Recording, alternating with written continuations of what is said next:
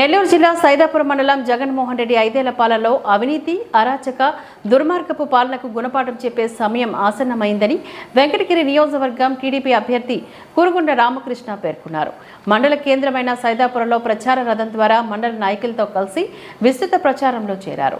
మండల కేంద్రమైన సైదాపురానికి విచ్చేసిన కురుగుండ రామకృష్ణకు రాష్ట్ర ప్రధాన కార్యదర్శి గంగోటి నాగేశ్వరరావులను మండల టీడీపీ సీనియర్ నాయకులు గుందమడుగు కృష్ణంరాజు ఆధ్వర్యంలో మండల గ్రామ నాయకులు కార్యకర్తలు ఘన స్వాగతం పలికారు. అనంతరం ప్రచార రథం ద్వారా మండల నాయకులతో కలిసి విస్తృత ప్రచారంలో పాల్గొన్నారు. అనంతరం అతిపెద్ద భారీ గజమాలతో సత్కరించారు. ఈ సందర్భంగా వెంకటగిరి నియోజకవర్గం టీడీపీ అభ్యర్థి కురుగుండ రామకృష్ణ మాట్లాడారు. నియోజకవర్గంలో సైదాపురం మండలంలో అన్ని విధాలుగా అభివృద్ధి జరిగింది అంటే అది తెలుగుదేశం ప్రభుత్వంలోనే సాధ్యమని అన్నారు. జరగనున్న ఎన్నికల్లో మరలా తెలుగుదేశం ప్రభుత్వాన్ని గెలిపిస్తే రైతులకు 2 పంటలకు సాగునీరు, త్రాగునీరు అందించే బాధ్యత నేను తీసుకుంటానని వాగ్దానం చేశారు.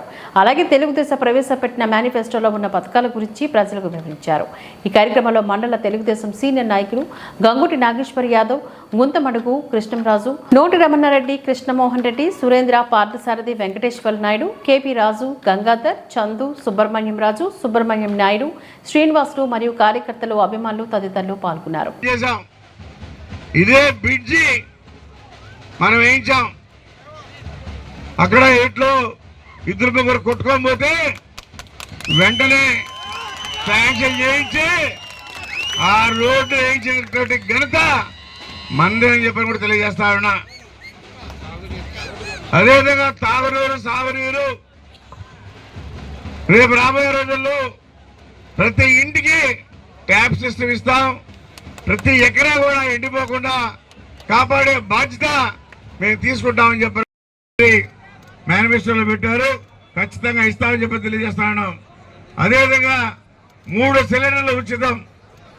సంవత్సరానికి 3 సిలిండర్లు రైతు సోదరులకి 20,000 రూపాయలు వాళ్ళ అకౌంట్లో పడే విధంగా, అదేవిధంగా 20 లక్షల మందికి ఉద్యోగ అవకాశాలు, బీసీలకు రక్షణ చట్టం, అదేవిధంగా ఆడబిడ్డ నిధి 18 ఏళ్ళు నిండినటువంటి వాళ్ళకి 1500, ప్రతి రైతుకి 20,000, ఇంటింటికి మంచినీరు కొళాయి.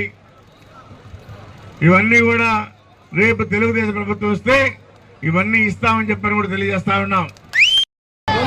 మనకి సంక్రాంతి కానీ ఏ పండుగ వచ్చినా కానీ కానుకలు ఇస్తామని చెప్పని కూడా తెలియజేస్తా ఉన్నా. సైదాపురం ప్రజలు 9లో 14లో నన్ను మంచి మెజార్టీసి గెలిపించారు. నేను వాళ్ళకు రుణపడి ఉన్నా.